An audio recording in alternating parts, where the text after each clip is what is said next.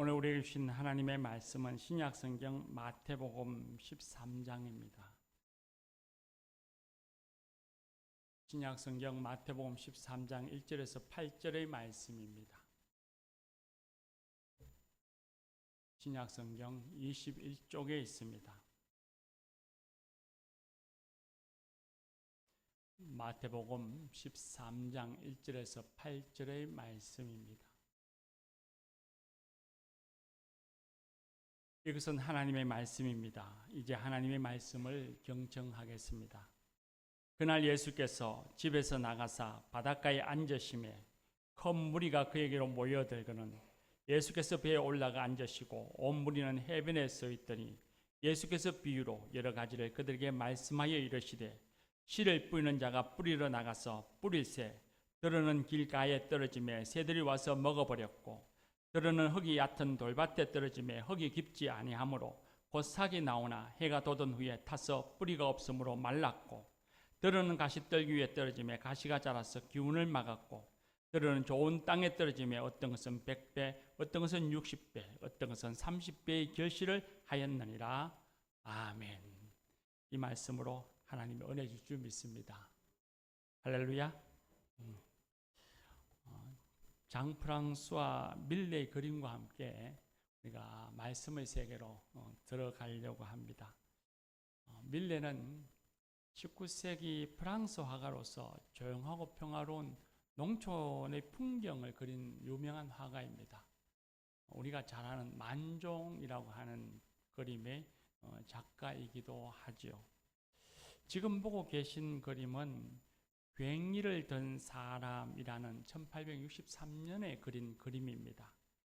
이 그림의 주인공은 낡고 해진 옷을 걸친 농부입니다.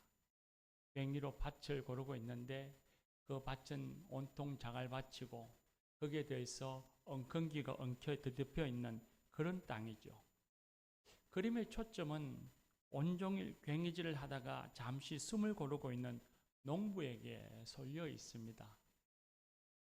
괭이자루 위에 두 손을 올린 채 구부정하게 서 있는 그의 두 눈은 움푹 들어가 있고 입술은 하얗게 말랐고 배 벌어진 입으로 가쁜 숨을 쉬고 있는 그런 모습입니다. 19세기에 초중반 프랑스의 주류를 이루고 있었던 빈곤한 가난한 농부들의 고단한 삶을 표현해 놓은 그림입니다.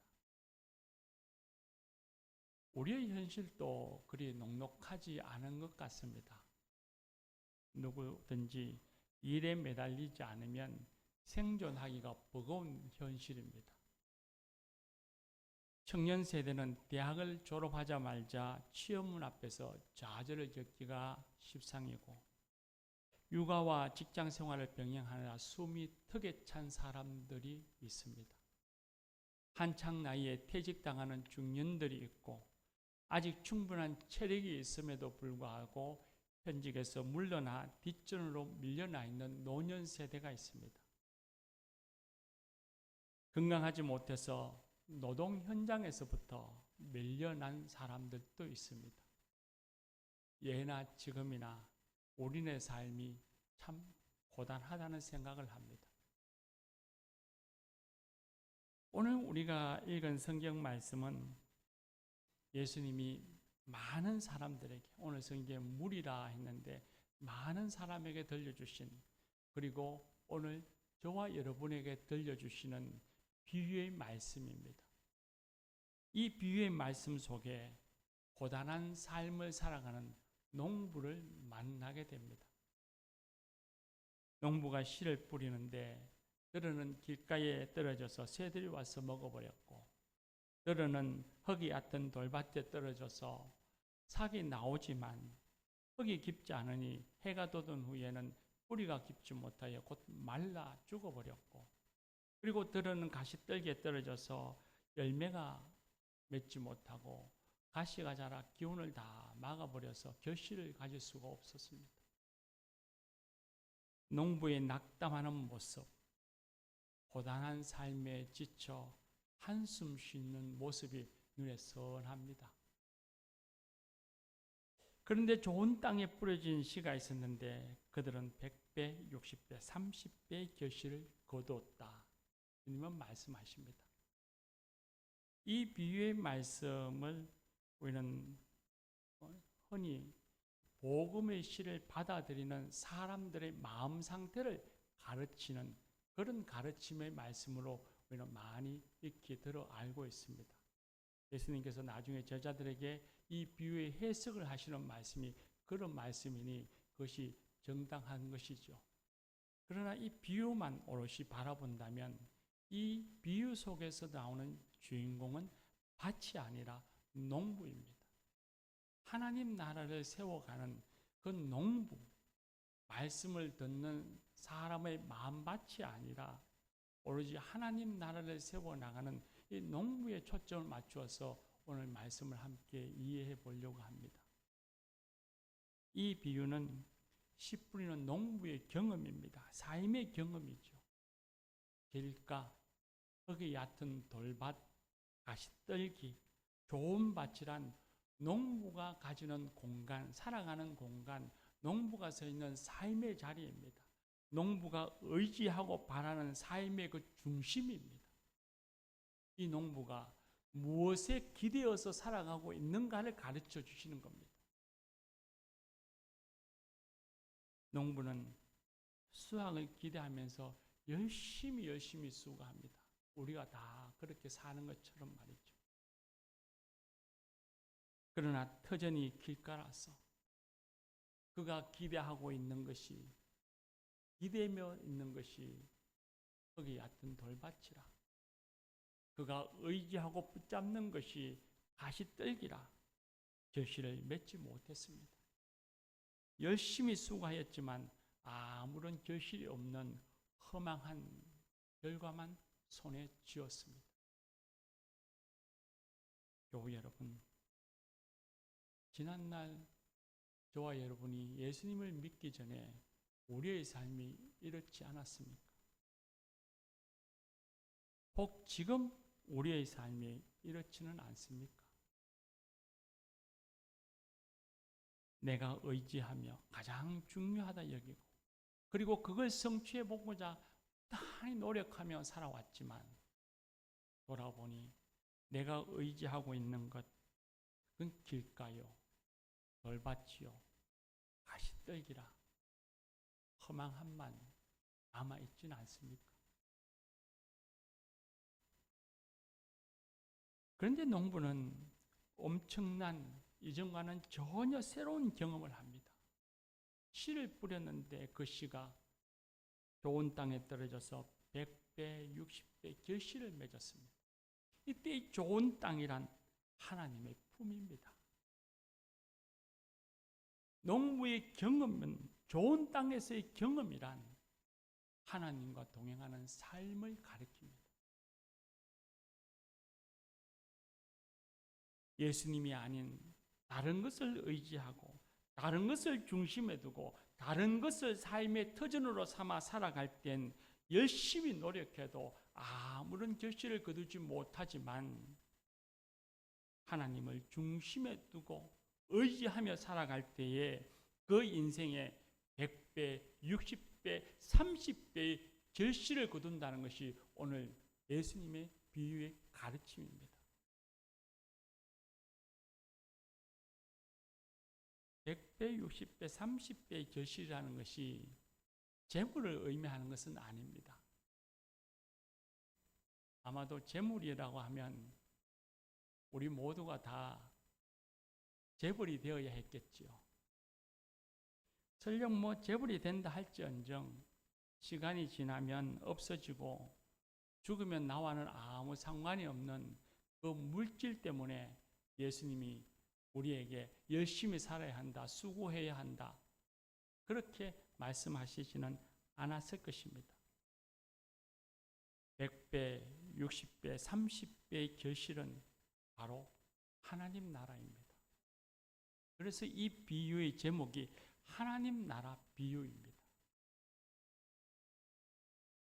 하나님 나라는 삶과 삶의 평안과 기쁨이며 소망과 생명입니다. 한마디로 말해서 삶의 공고함과 죽음에서의 구원입니다. 하나님을 믿고 의지하며 살아가면, 하나님의 품 안에서 살아가면, 하나님을 자신의 삶의 터전으로 삼아서 농사짓고 노동하고 수고하며 살아갈 때에 참된 삶의 평안을 얻게 되어지고 어떤 상황에서도 변하지 아니하는 소망과 기쁨을 가지게 된다는 것입니다. 세상 만물 만사는 시간이 지나면 다 변합니다. 우리 사람들의 상황도 역시 마찬가지이죠. 대체로 대부분의 사람들이 그렇게 수시로 변화되어지는 환경에 따라서 일희일비하며 살아가고 있습니다. 그러나 하나님의 품에 있으면 하나님을 의지하기 때문에, 하나님이 도와주시기 때문에 항상 평안과 기쁨과 소망을 갖고 살아갈 수 있습니다. 심지어 죽음이 찾아오더라도 죽음을 이기고 부활하여 천국에 거할 것이니 두렵지 않습니다. 100배, 60배, 30배의 결실을 맺습니다. 하루는 예수님이 저작거리에 있을 때에 바리새인들이 간음하다 잡힌 여인을 데려왔습니다. 많은 사람들이 그 여인을 돌로 쳐 죽이자 돌을 하나씩 다 손에 쥐었습니다. 예수님께서 그 광경을 보시고는 땅에 앉아서 글을 썼습니다. 아마도 돌을 집어든 사람들의 죄를 기록했을 것입니다. 그리고 예수님께서 말씀하셨죠. 죄 없는 자가 저 여인을 돌로 치라 했습니다. 그 말을 들은 사람들이 손에 쥐고 있던 돌을 슬그머니 내려놓고 그리고는 예수님을 등지고 집으로 돌아갔습니다. 부끄러움을 그대로 간직한 채 말이죠. 그때 예수님께서 여인에게 말씀하셨습니다. 나도 너를 정죄하지 아니하노니 다시는 죄를 범하지 말라 하시며 용서하셨습니다. 그 여인은 예수님으로 인해, 하나님의 은총으로 인해 새로운 삶을 살게 되었습니다. 평안의 삶을 살게 되었습니다. 예수님이 갈릴리 호수에서 고기를 잡는 베드로를 찾아갔습니다. 밤새도록 고기를 잡았지만 한 마리도 잡지 못했습니다. 열심히 노동했지만, 수고했지만 그 삶은 힘들고 고달팠습니다. 예수님은 베드로에게 깊은 곳에 그물을 던지라 하셨습니다. 베드로가 예수님 말씀에 순종해서 그물을 내렸더니 엄청난 양의 고기를 건져 올렸습니다. 예수님이 감격해 하고 있는 베드로에게 말씀하십니다. 나를 따라 사람을 낚는 어부가 되라 하셨습니다.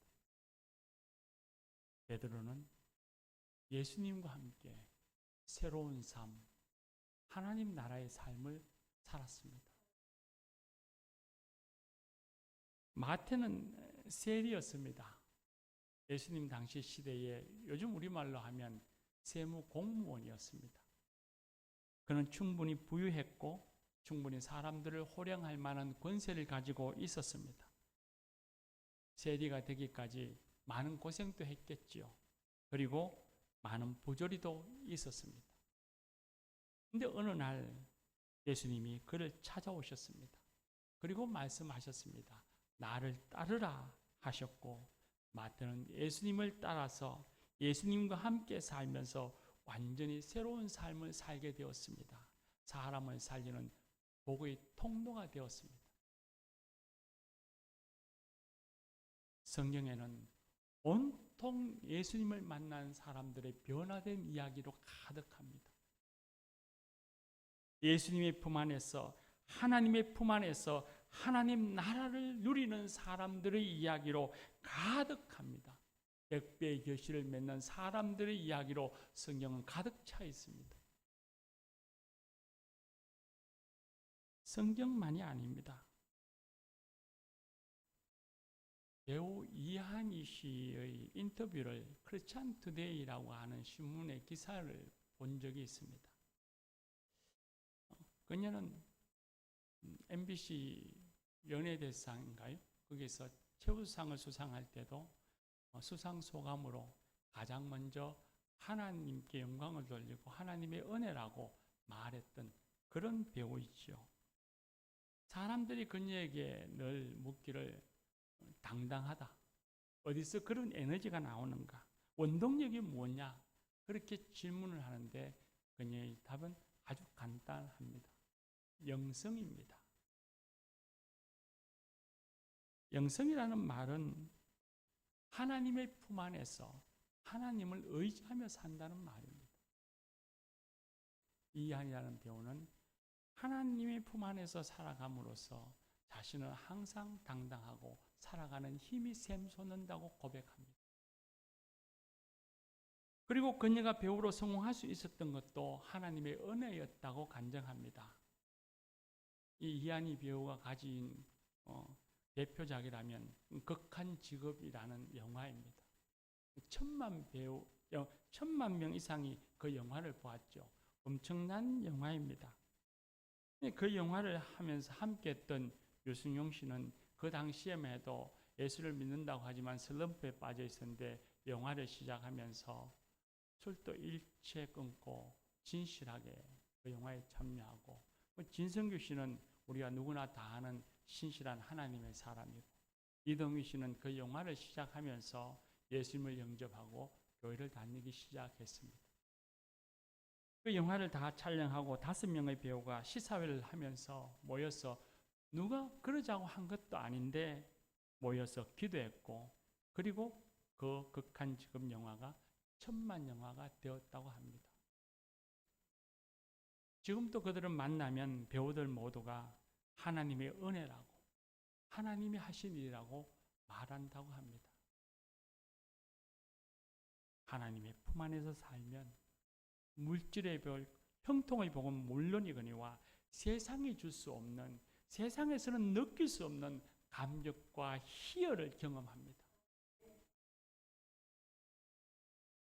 며칠 전에 개그맨 전유성 씨가 별세했습니다. 아마 여러분도 이런 뉴스에 관심이 있으면 금방 아실 것 같습니다. 이 전유성 씨는 우리 대구 가까이 있는 청도를 위해서도 많이 일했고 오랫동안 그곳에 사시기도 하신 분이죠. 인터넷에서 조혜련 씨의 전언을 기사를 보았습니다. 전유성 씨가 십자가를 꼭 손에 쥐고 찬송하며 죽음을 맞이했다 하지요. 근데 그분이 임종을 앞에 두고 딸을 하나님께 맡기면서 하나님의 존재를 왜 이제야 알게 되었는지 너무 후회가 된다 했습니다. 인기도 많고 따르는 후배 동료들도 제자들도 많고 자신이 하고 싶은 일 다 하면서 살았던 그가 왜 예수님을, 하나님을 조금 더 일찍 알았더라면 하고 후회했을까요? 교우 여러분, 사람은, 특히 하나님의 사람은 무엇으로 삽니까? 자기 노동으로, 자기 열심으로만 삽니까? 세상이 줄 수 없는 하나님의 은총으로 삽니다. 세상의 방식으로는 맛볼 수 없는 하나님의 은혜로 살아갑니다. 현실은 거칠고 힘들고 어렵지만 현실을 이겨내게 하는 은총이 그 현실 너머에서 창조주 하나님으로부터 우리에게 밀려오기 때문입니다. 그림 하나를 볼까요? 밀레의 만종입니다. 폐저무는 들판에서 한 젊은 부부가 기도를 올리는 장면입니다. 하루의 고된 노동이 끝난 뒤에 갖는 이 부부의 기도하는 모습, 신앙의 모습은 저 삭막한 들판을 잊을 수 없는 아름다운 공간으로 만들어 놓고 있습니다. 어떻게 이런 변화, 이런 감동이 있을 수 있을까요? 평범한 농부의 저 삶의 중심, 저 부부의 삶의 터전이 주님 안에 있기 때문입니다. 오늘 예배에 참여한 모든 분들에게 고단한 삶을 고귀한 인생으로 변화시키는 하나님의 크신 은총이 임하시기를 축복합니다.